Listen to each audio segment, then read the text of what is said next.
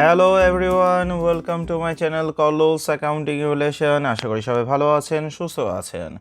এই চ্যানেলে এখন আমরা থিওরি অফ ক্যাপিটাল স্ট্রাকচার নিয়ে আলোচনা করছি, যেটা সিলেবাসের অন্যতম একটি গুরুত্বপূর্ণ চ্যাপ্টার। এই চ্যাপ্টারের অঙ্ক বিবিএ ফার্স্ট ইয়ার থেকে শুরু করে এমবিএ পর্যন্ত সব ইয়ারেই বিভিন্ন ডিপার্টমেন্টে বিভিন্ন সিলেবাসের মধ্যে কিন্তু আছে। এই চ্যাপ্টারটা বিবিএ ফার্স্ট ইয়ার থেকে শুরু করে বিবিএ ফোর্থ ইয়ার পর্যন্ত সব ডিপার্টমেন্টের জন্যই বিভিন্ন ইয়ারের জন্য ইম্পর্টেন্ট, এবং এমবিএতে যারা অ্যাকাউন্টিং ডিপার্টমেন্ট আছেন তাদের সিলেবাসে কিন্তু এই চ্যাপ্টারটা আছে। আর কোন কোন ইয়ারে কোন কোন ডিপার্টমেন্টে কোন কোন সিলেবাসে এই চ্যাপ্টারটা আছে তা নিয়ে কিন্তু আমরা প্রিভিয়াস ক্লাসগুলোতে বারবার করে আলোচনা করে এসেছি। এই চ্যাপ্টার থেকে আমরা এখন ইনডিফারেন্স পয়েন্ট নিয়ে আলোচনা করছি, যাও পরীক্ষার জন্য খুবই গুরুত্বপূর্ণ একটা টপিক। এই indifference point of EBIT, indifference point of EPS নিয়ে কিন্তু আমরা এর আগে দুটো ক্লাস আপলোড করেছি। এই দুটো ক্লাসের লিঙ্ক নিচে ডেসক্রিপশন বক্সে দেওয়া আছে। গত দুটো ক্লাসেও ইনডিফারেন্স পয়েন্ট নিয়ে আলোচনা হলেও, তবে আজকে আমরা যে অঙ্কের সমাধান করব সে অঙ্কের কোয়েশ্চেন প্যাটার্নটা একটু ডিফারেন্ট এবং সলিউশনের মধ্যে একটু ডিফারেন্ট কাজ আছে, এবং আজকেও আমরা প্রিভিয়াস ইয়ারের একটা কোয়েশ্চেনের সমাধানই করব। তাই আজকের ক্লাসটাও খুবই গুরুত্বপূর্ণ হতে চলেছে। আশা করি শেষ পর্যন্ত ক্লাসটা ফলো করবেন। থিওরি অফ ক্যাপিটাল স্ট্রাকচার থেকে আরও বেশ কিছু ইম্পর্টেন্ট টপিকস নিয়ে অলরেডি ক্লাস আপলোড করা হয়ে গেছে। NI approach, NY approach, traditional approach, অ্যাপ্রোচের মাধ্যমে কীভাবে ফার্মের ভ্যালুয়েশন করতে হয়, ওভারঅল কস্ট অফ ক্যাপিটাল বের করতে হয়, কস্ট অফ ইকুইটি ক্যালকুলেট করতে হয়, এই সবগুলো বিষয় নিয়ে কিন্তু কমপ্লিট লেকচার্স আগে আপলোড করা হয়েছে। এবং আমরা এই চ্যাপ্টার থেকে আরেকটা খুবই গুরুত্বপূর্ণ টপিক আরবিট্রেজ প্রসেস নিয়েও খুব ডিটেল আলোচনা করেছি। লিভার ফার্ম থেকে আনলিভার ফার্মে সুইচ অফ, আনলিভার ফার্ম থেকে লিভার ফার্মে সুইচ অফ, এই সব বিষয় নিয়ে কিন্তু এই চ্যাপ্টারে আলোচনা করা হয়ে গেছে। সবগুলো লেকচারের লিঙ্কই নিচে ডেসক্রিপশন বক্সে দেওয়া আছে। যারা প্রিভিয়াস ক্লাসেসগুলো মিস করেছেন, ডেসক্রিপশন বক্স থেকে সেই ক্লাসেসগুলো ফলো করে নিতে পারবেন। এছাড়াও থিওরি অফ ক্যাপিটাল স্ট্রাকচার নামে একটা প্লে লিস্টও তৈরি করা আছে। সেই প্লে লিস্ট অপশানে গেলেও আপনার এই চ্যাপ্টারের সাথে রিলেটেড সবগুলো ক্লাসেস প্রথম থেকে শেষ পর্যন্ত সিরিয়ালভাবে পেয়ে যাবেন। সেই প্লে লিস্টের লিঙ্কও নিচে ডেসক্রিপশন বক্সে দেওয়া আছে, আইকনে দেওয়া আছে, এবং ভিডিও শেষে এন্ড স্ক্রিনেও দেওয়া আছে। এছাড়াও আমার এই চ্যানেলে বিবিএ এবং এমবিএ সিলেবাসের সাথে রিলেটেড আরও খুবই গুরুত্বপূর্ণ বিভিন্ন চ্যাপ্টার নিয়ে কমপ্লিট লেকচার্স রেডি করা আছে। সবগুলো চ্যাপ্টার নিয়ে আলাদা আলাদাভাবে প্লে লিস্ট তৈরি করা আছে। সবগুলো প্লে লিস্টের লিঙ্কই নিচে ডেসক্রিপশন বক্সে দেওয়া আছে। আর এছাড়াও আমার এই চ্যানেলে প্লে লিস্ট নামে একটা অপশন আছে, সেই অপশনে গেলেও আপনারা আপনাদের প্রত্যাশিত চ্যাপ্টারের প্লে লিস্টটি পেয়ে যাবেন। যে কোনো নির্দিষ্ট চ্যাপ্টারের প্লে লিস্ট ফলো করলে সেই চ্যাপ্টারের সাথে রিলেটেড প্রিভিয়াস এর কোয়েশ্চেনের সমাধান, বিভিন্ন গুরুত্বপূর্ণ অঙ্কের সমাধান, আর এছাড়াও পুরো চ্যাপ্টারের বেসিক্স নিয়েও ডিটেল আলোচনা করা হয়েছে। যে কোনো নির্দিষ্ট চ্যাপ্টারের প্লে লিস্টে গেলে ওই চ্যাপ্টারের সাথে রিলেটেড সবগুলো ক্লাসেস আপনার প্রথম থেকে শেষ পর্যন্ত সিরিয়ালভাবেই পেয়ে যাবেন। যদি এখনও পর্যন্ত চ্যানেলটা সাবস্ক্রাইব না করা থাকে, তাহলে অবশ্যই সাবস্ক্রাইব বাটনে ক্লিক করুন, বেল আইকনে ক্লিক করুন, যাতে ভবিষ্যৎ কোনো ক্লাস আপনাদের মিস না হয়। যে কোনো ক্লাস আপলোড করার সাথে সাথেই আপনারা যাতে নোটিফিকেশন পেয়ে যান। চলুন আর কথা না বাড়িয়ে আজকের ক্লাসের আলোচনায় চলে যাচ্ছি। আমরা প্রথমে আজকের ক্লাসের প্রশ্নটা পড়ছি। Following is the capital structure of a company. এখানে একটা কোম্পানির মূলধন কাঠামো করে দেওয়া আছে। 12% ডেট ক্যাপিটাল হচ্ছে 30 লাখ টাকা, এবং কমন স্টক ক্যাপিটাল আছে 128 লাখ টাকা, যেখানে শেয়ার মূলধনটা 80,000 শেয়ারে বিভক্ত। মোট মূলধন হচ্ছে 158 লক্ষ টাকা।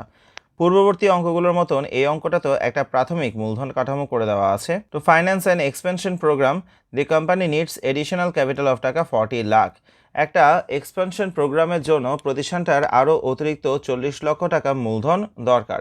158 লাখ টাকা মূলধন তো তাদের বর্তমানে আছেই, তার অতিরিক্ত আরও 40 লক্ষ টাকা মূলধন দরকার হবে। There are two alternative method of financing. এখানে দুটো বিকল্প অর্থায়ন পদ্ধতি আছে নতুন মূলধন 40 লক্ষ টাকা সংগ্রহ করার জন্য। এই নতুন মূলধন 40 লক্ষ টাকাটা সম্পূর্ণভাবে ঋণকৃত মূলধনের মাধ্যমে হতে পারে। এক নম্বর অল্টারনেটিভ হচ্ছে কি থ্রু 14% ডেট ফাইন্যান্সিং, অথবা 2 নম্বর অল্টারনেটিভ আছে কি সেলিং কমন স্টকস অফ টাকা 160 পার শেয়ার, অথবা আমরা 160 টাকা করে সাধারণ শেয়ার ইস্যুর মাধ্যমে এই 40 লক্ষ টাকা মূলধনটাকে সংগ্রহ করতে পারি। তাহলে 40 লক্ষ টাকা মূলধন সংগ্রহ করার দুটো উৎস আছে, একটা হচ্ছে কি ঋণকৃত মূলধনের সাহায্যে, এবং আরেকটা হচ্ছে কি সাধারণ শেয়ারের সাহায্যে। Assume 40% corporate tax rate and expected EBIT of টাকা 15 লাখ। মনে করা হচ্ছে কি কর্পোরেট ট্যাক্স রেট হচ্ছে কি 40% এবং প্রত্যাশিত ইবিআইটি হবে 15 লক্ষ টাকা। যদি আমরা নতুন মূলধনটা সংগ্রহ করতে পারি এবং তার সাথে পুরাতন মূলধন যোগ করে টোটাল 198 লাখ টাকা যদি মূলধন হিসাবে খাটানো হয়, তাহলে সেক্ষেত্রে ইবিআইটি হবে কি 15 লক্ষ টাকা। ইবিআইটি 15 লক্ষ টাকা কিন্তু শুধুমাত্র 40 লক্ষ টাকা মূলধনের জন্য নয়, অথবা 158 লক্ষ টাকা মূলধনের জন্য নয়, টোটাল 198 লক্ষ টাকা মূলধন ব্যবসাতে খাটানো হলে তাহলে সেক্ষেত্রে ইবিআইটি পাওয়া যাবে কি 15 লক্ষ টাকা। You are required to find out EPS under each alternative method of financing. Indifference point of EBIT under method 1 and method 2। তাহলে আমাদের এখানে প্রতিটা বিকল্পের ইপিএস বের করতে হবে এবং ইনডিফারেন্ট পয়েন্ট অফ ইবিআইটিকেও বের করতে হবে। আমরা প্রথমে ইপিএস এর ক্যালকুলেশনে আসি। কিভাবে ইপিএস ক্যালকুলেট করতে হয় তা কিন্তু আমরা জানি। এটা একটা ছক আকারে আমরা প্রকাশ করব এবং এই ছকের বিবরণ আমরা প্রিভিয়াস ক্লাসগুলোতে বারবার করে আলোচনা করেছি। আজকে সংক্ষেপে একটু বলে যাই। আমরা এখানে শুরু করব ইবিআইটিকে দিয়ে। যদিও চারটা সেলস থেকে শুরু হিসেবে দেখানো হয়েছে, তবে আমাদের অঙ্কে ইবিআইটি দেওয়া আছে।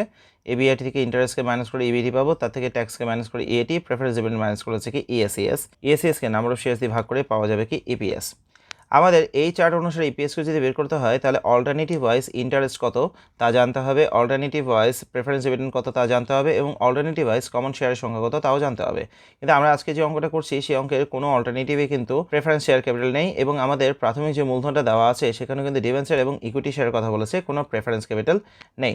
যেহেতু কোনো প্রকার প্রেফারেন্স ক্যাপিটাল নেই তাই আজকের অঙ্কটাতে আমাদের প্রেফারেন্স ডিভিডেন্ড কোনো ব্যবহার আসবে না, তাই এটা নিয়ে কোনো ওয়ার্কিংও করতে হবে না। কিন্তু দুটো অল্টারনেটিভে দু রকম ঋণের ব্যবহার থাকাতে দু রকমভাবে ইন্টারেস্ট ক্যালকুলেট করতে হবে এবং দুটো অল্টারনেটিভে দু রকমভাবে সাধারণ শেয়ারের মূলধন থাকার কারণে সাধারণ শেয়ারের সংখ্যাও বের করে নিতে হবে। আমরা এখানে তাহলে এই অঙ্কের সমাধান করতে গেলে প্রথমে আগে ইন্টারেস্ট এবং নাম্বার অফ শেয়ার্সকে ওয়ার্কিং হিসেবে বের করে নিব। এবার আমরা আবার মূল প্রশ্নে ফিরে যাচ্ছি, যেখান থেকে আমরা ওয়ার্কিংসগুলো নিয়ে আলোচনা করব। আমরা এখানে ওয়ার্কিং 1-এ করব calculation of interest on debt এবং ওয়ার্কিং 2-তে করব calculation of number of equity shares. এখন এই ওয়ার্কিংগুলো করা কেন প্রয়োজন? ওয়ার্কিংগুলো করা এই কারণেই প্রয়োজন কারণ এখানে দেখা যাচ্ছে কি অল্টারনেটিভ অনুসারে যখন আমরা নতুন মূলধন 40 লক্ষ টাকা গ্রহণ করব তাতে কিন্তু তখন আমাদের অল্টারনেটিভ ওয়াইজ ঋণের পরিমাণ ভিন্ন ভিন্ন হয়ে যাচ্ছে এবং ঋণের পরিমাণ ভিন্ন ভিন্ন হওয়ার কারণে ঋণের সুদও কিন্তু ভিন্ন ভিন্ন হবে। তো এইগুলো আমরা আগে ওয়ার্কিং করে বের করে নিব যাতে আমাদের ইপিএস ক্যালকুলেশন করতে সুবিধা হয়। আমরা দেখছি এখানে প্রতিষ্ঠানটার প্রাথমিকভাবে 30 লক্ষ টাকা ঋণ আছে যার উপরে সুদের হার হচ্ছে কি 12%। এই 30 লাখ টাকা ঋণটা কিন্তু আমরা অল্টারনেটিভ 1 এবং অল্টারনেটিভ 2 দুটোর মধ্যে যেভাবে অর্থায়ন করি না কেন 30 লাখ টাকা ঋণের ব্যবহার কিন্তু অবশ্যই থাকবে। যেহেতু 30 লাখ টাকা ঋণের মধ্যে কোনো অংশের পরিশোধের কথা বলেনি তাহলে 30 লাখ টাকা ঋণের উপরে 12% করে সুদ অল্টারনেটিভ 1 এবং অল্টারনেটিভ 2 দুটোর ক্ষেত্রেই প্রযোজ্য। আবার এইসব অল্টারনেটিভের মধ্যে যখন নতুন কোনো ঋণ গ্রহণ করা হবে তার উপরে বাড়তি সুদও পরিশোধ করতে হবে। তো প্রথমে এখানে অল্টারনেটিভ 1 এবং অল্টারনেটিভ 2 দুটার মধ্যেই প্রাথমিক যে ঋণটা আছে 30 লাখ টাকা তার উপরে 12% করে ইন্টারেস্ট আমরা দুটো অল্টারনেটিভেই দেখাবো। 30 লাখ গুণ 12%, 30 লাখ গুণ 12% দুটো অল্টারনেটিভেই বসে যাবে বিকজ এটা আগে থেকে ঋণকৃত মূলধনটা আছে। আমরা নতুন মূলধনটা গ্রহণ করার ক্ষেত্রেও পুরাতন ঋণ যেটা আছে তার কোনো প্রভাব পড়ছে না, পুরাতন ঋণের সুদ কিন্তু উভয় ক্ষেত্রেই দিতে হবে। এবার নতুন মূলধন গ্রহণ করার ক্ষেত্রে নতুনভাবে যে ঋণটা গ্রহণ করেছি সেটার জন্য বাড়তি সুদের হিসাব দেখাতে হবে। অল্টারনেটিভ 1-এ নতুন যে 40 লাখ টাকা মূলধন গ্রহণ করার প্রয়োজন সেটা পুরোটাই ঋণের মাধ্যমে অর্থায়ন করা হবে যার উপরে সুদের হার হচ্ছে কি 14%। প্রাথমিক ঋণের উপরে ইন্টারেস্ট রেট দেওয়া ছিল 12%, কিন্তু অতিরিক্ত যে ঋণটা নেওয়া হচ্ছে 40 লাখ টাকা তার উপরে ইন্টারেস্ট রেট হচ্ছে কিন্তু 14% এবং এটা অল্টারনেটিভ 1-এ ঋণটা গ্রহণ করা হচ্ছে। তাই অল্টারনেটিভ 1-এ যখন ইন্টারেস্ট বের করছি তখন আমাদের আগের ঋণ 30 লাখ টাকার উপরে 12% করে ইন্টারেস্ট হবেই, তার সাথে নতুন 40 লাখ টাকা যেটা ঋণ নেওয়া হবে তার উপরে 14% করে ইন্টারেস্ট হবে, 40 লাখ ইন্টু 14%। এবার এই দুই ক্যাটাগরি ঋণের উপরে ইন্টারেস্টকে যোগ করার পরে টোটাল ইন্টারেস্ট পাওয়া গেছে 9,20,000 টাকা। এবার অল্টারনেটিভ 2-তে যদি আসি, অল্টারনেটিভ 2-এতে যখন আমরা ইন্টারেস্ট অন ডেটকে হিসাব করব সেক্ষেত্রে তখন 30 লাখের উপরে 12% করে তো একটা অংশ আছেই। অল্টারনেটিভ 2-তে কিন্তু নতুনভাবে কোনো ঋণ গ্রহণ করা হচ্ছে না।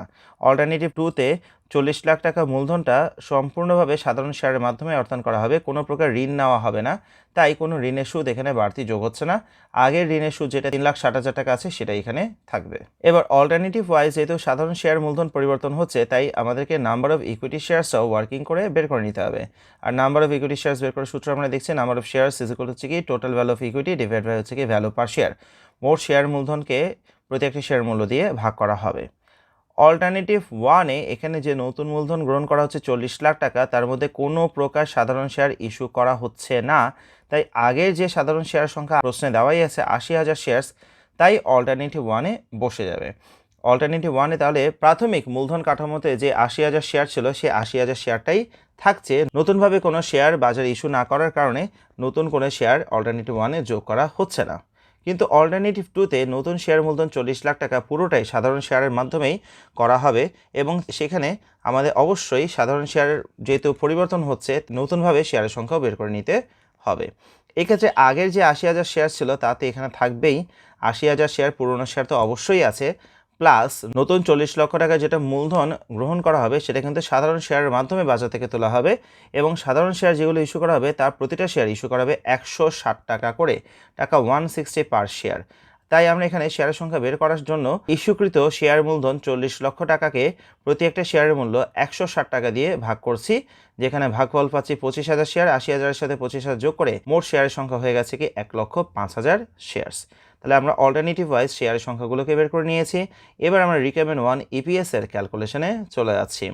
এবার ইপিএস আমরা অবশ্যই ইবিআইটিকে দিয়ে শুরু করব। প্রশ্নে ইবিআইটি দেওয়া আছে 15 লক্ষ টাকা, দুটো অল্টারনেটিভে 15 লক্ষ টাকা করে বসিয়ে দিলাম, লেস ইন্টারেস্ট আমরা ওয়ার্কিং 1-এ পেয়েছি 9,20,000 টাকা এবং 3,60,000 টাকা, দুটো অল্টারনেটিভে বসিয়ে দেওয়া হলো, মাইনাস করে ইবিটিকে পাওয়া গেছে। সেখান থেকে ট্যাক্স বাদ দিতে হবে 40% ট্যাক্সের কথাও প্রশ্নে উল্লেখ করে দেওয়া আছে। দুটো থেকে ট্যাক্সকে বিয়োগ করার পরে আমরা পেয়ে গেছি ইএটি আর্নিংস আফটার ট্যাক্স। আর যেহেতু এখানে কোনো প্রকার প্রেফারেন্স ডিভিডেন্ড নাই তাই ইএটিটাই হয়ে গেছে কি ইএসিএস earnings available for common stock holders. এখানে ট্যাক্স 40% অবশ্যই ইবিটির টাকাগুলোর উপরে ধার্য করতে হবে। অনেক সময় আমরা ট্যাক্সটাকে ইবিআইটির উপরে ধরে ফেলি, যেটা ভুল করা হয়। ট্যাক্স অবশ্যই ইবিটির অ্যামাউন্টগুলোর উপরেই ধরতে হবে। বিয়োগ করার পরে ইএটি পাওয়া গেছে। এবার আমরা number of shares NSK working 2 থেকে বসিয়ে দিলাম 80,000 এবং 1,05,000 শেয়ার্স বসানোর পরে এবার আমরা ইপিএসকে বের করব। 3,48,000-কে 80,000 দিয়ে ভাগ করলে হচ্ছে কি 4.35 এবং দ্বিতীয় ক্ষেত্রে 6,84,000-কে 1,05,000 দিয়ে ভাগ করার পরে ভাগফল পাওয়া গেছে 6 টাকা 51 পয়সা, যেটা হচ্ছে কি এপিএস। এবার আমাদের প্রশ্নে পরবর্তী যেটা রিকমেন্ড তা হচ্ছে কি ইনডিফারেন্স ইবিআইটিকে বের করা। আর ইনডিফারেন্স ইবিআইটি বলতে কি বোঝানো হয় তা কিন্তু আমরা জানি। ইনডিফারেন্স ইবিআইটি হচ্ছে কি এমন একটা ইবিআইটি ক্যালকুলেট করা যেখানে দুটো অল্টারনেটিভের ইবিআইটি তো সমান হবে, তার সাথে সাথে কিন্তু ইপিএসও সমান হতে হবে। আমরা কিছুক্ষণ আগে যে চার্টটা করলাম প্রশ্নের, যে ইবিআইটি দেওয়া ছিল 15 লাখ টাকা, তার উপরে ভিত্তি করে যে ইপিএস ক্যালকুলেশন করেছি সেখানে দুই ক্ষেত্রে ইবিআইটি আমরা 15 লাখ টাকা বসালেও ইপিএস কিন্তু সমান হয়নি, ইপিএস অসমান ছিল। তাহলে সেই ইবিআইটি 15 লক্ষ টাকাটাকে কিন্তু ইনডিফারেন্স ইবিআইটি বলা যাবে না। ইনডিফারেন্স ইবিআইটি হচ্ছে কি এমন একটা ইবিআইটি যেটাতে ইবিআইটি তো সমান হবে, তার থেকে নির্ণীত ইপিএসের অ্যামাউন্টও সমান হতেই হবে। তাই ইনডিফারেন্স পয়েন্ট অফ ইবিআইটি যখন আমরা করব তখন আমরা এটাকে একটা ইকুয়েশন থেকে মানটাকে বের করব এবং সেই ইকুয়েশনটা হতে হবে কি ইপিএস 1 সমান ইপিএস 2, বিকজ ইনডিফারেন্স পয়েন্টের শর্ত অনুসারে দুটো অল্টারনেটিভের ইপিএস সমান হতে হবে। তাই আমরা এখানে ইকুয়েশনটা লিখছি ইপিএস 1 সমান ইপিএস 2। এবার ইপিএস কীভাবে পাই সেটা আমরা জানি, ইএসিএস ডিভাইড বাই এনএস। আর ইএসিএসকে যদি আমরা ভেঙে নিই তাহলে পাচ্ছি কি EBIT minus I into 1 minus CC. আমরা কিছুক্ষণ আগে চার্ট দেখেছি যে ইবিআইটি থেকে ইন্টারেস্ট এবং ট্যাক্সকে যদি বিয়োগ করি তাহলে পাওয়া যায় কি ইএটি। ইএটি থেকে প্রেফারেন্স ডিভিডেন্ডকে বিয়োগ করলে পাওয়া যাবে কি ইএসিএস। কিন্তু এখানে দুটো অল্টারনেটিভে কোনোটাতেই প্রেফারেন্স ডিভিডেন্ড নাই, তাই প্রেফারেন্স ডিভিডেন্ড আর বিয়োগ করার প্রয়োজন হচ্ছে না, মাইনাস পিডিটা লেখার প্রয়োজন হচ্ছে না। তাই সূত্রটাকে আমরা এখানে লিখেছি EBIT minus I into 1 minus TC. আর ইপিএস করার জন্য আমরা এটাকে এনএস দিয়ে ভাগ করে নিব। ইএসিএসকে এনএস দিয়ে ভাগ করলে ইপিএস পাওয়া যাচ্ছে। দুটো অল্টারনেটিভের জন্য আমরা বাম পাশের আই এবং এনএস এর ক্ষেত্রে 1 ডিনোট করেছি এবং ডান পাশে আই এবং এনএস এর ক্ষেত্রে 2 দিয়ে ডিনোট করেছি, যেটা দিয়ে বোঝানো হয়েছে অল্টারনেটিভ 2। এবার এখান থেকে আমাদের কাজ হচ্ছে কি ইবিআইটির মানকে বের করে নেওয়া। ইবিআইটি ছাড়া অন্যান্য যেসব মান আমাদের জানা আছে তা আমরা এখানে বসিয়ে দেবো। I1 যেটা আমরা ওয়ার্কিং 1 থেকে পেয়েছি, ফার্স্ট অল্টারনেটিভের ইন্টারেস্ট হচ্ছে কি 9,20,000 টাকা এবং I2 সেকেন্ড অল্টারনেটিভের ইন্টারেস্ট হচ্ছে কি 3,60,000 টাকা। এবার টিসি এর মান প্রশ্নে দেওয়া আছে 0.40, দুটো অল্টারনেটিভে বসিয়ে দেওয়া হলো। এবার নাম্বার অফ শেয়ার্সকে লিখবো আমরা। নাম্বার অফ শেয়ার্স আমরা ওয়ার্কিং 2 থেকে পেয়েছি, অল্টারনেটিভ 1 হচ্ছে কি 80,000 শেয়ার্স এবং অল্টারনেটিভ 2 হচ্ছে কি 1,05,000 শেয়ার্স। এবার আমাদের ক্যালকুলেশনের সুবিধার জন্য আমরা এখানে 1 মাইনাস 0.40 করে 0.6 এবং এখানে 1 মাইনাস 0.40 করে 0.6 লিখে নিয়েছি। আর নিচে যে 80,000 এবং 1,05,000 আছে এগুলোকে আমরা আরও ছোট করে ফেলবো। আমরা এখানে প্রথমে যে কমন জিরোসগুলো আছে তাকে বাদ দিয়ে দিচ্ছি। এখানে 3টা জিরো এবং 3টা জিরো কমন আছে, 3টা জিরোগুলোকে যদি বাদ দিয়ে দিই তাহলে বাম পাশে নিচে থাকবে 80 এবং ডান পাশে নিচে আছে কি 105। এবার 80 এবং 105কে আমরা 5 দিয়ে ভাগ করে নিতে পারি। যদি 5 দিয়ে ভাগ করে নিই তাহলে 80কে 5 দিয়ে ভাগ করলে ভাগফল হচ্ছে কি 16 এবং 105কে যদি 5 দিয়ে ভাগ করি তাহলে ভাগফল হচ্ছে কি 21। এবার পরবর্তী লাইনে এসে আমরা আরেকটা কমন এলিমেন্টকে বাদ দিতে পারি। দেখা যাচ্ছে কি উভয় পক্ষে লবের মধ্যে 0.6টা গুণ আকারে আছে, আমরা দুদিক থেকে 0.6কে এলিমিনেট করে দিতে পারি। তবে এখানে 0.6টা পুরো লবের মধ্যেই গুণ আকারে আছে বলে 0.6কে দুদিক থেকে এলিমিনেট করা যাবে। কিন্তু এই অঙ্কে যদি আমাদের প্রেফারেন্স ডিভিডেন্ড থাকতো তাহলে কিন্তু আমাদের এই ব্র্যাকেটের বাইরেও আরেকটা অংশ থাকতো যেটা হচ্ছে কি মাইনাস পিডি, এবং মাইনাস পিডি যেটা থাকবে সেই পিডি এর মান আমরা যাই লিখি না কেন তা কিন্তু 0.60 সাথে গুণ আকারে প্রকাশিত হয় না। এটা আমরা এর আগের একটা ক্লাসে কিন্তু করেছি। তাই সেক্ষেত্রে কিন্তু 0.6কে উভয় পক্ষ থেকে এলিমিনেট করা যাবে না। এটা একটা খুবই কমন একটা মিস্টেক। এই মিস্টেকটার প্রতি আমাদের কেয়ারফুল থাকতে হবে। যদি এখানে কোনো প্রেফারেন্স ডিভিডেন্ড থাকে তাহলে আমরা এখানে 1 - TC করে যে মানটা পাবো, এখানে 0.40 হওয়ার কারণে আমরা এখানে 0.6কে পেয়েছি। 0.6 কিন্তু উভয় পক্ষ থেকে তখন আর এলিমিনেট করা যাবে না, বাদ দেওয়া যাবে না। 0.6কে হিসাবে রাখতে হবে এবং 0.6 দিয়ে গুণ করে আমাদের পরবর্তী ক্যালকুলেশন করতে হবে।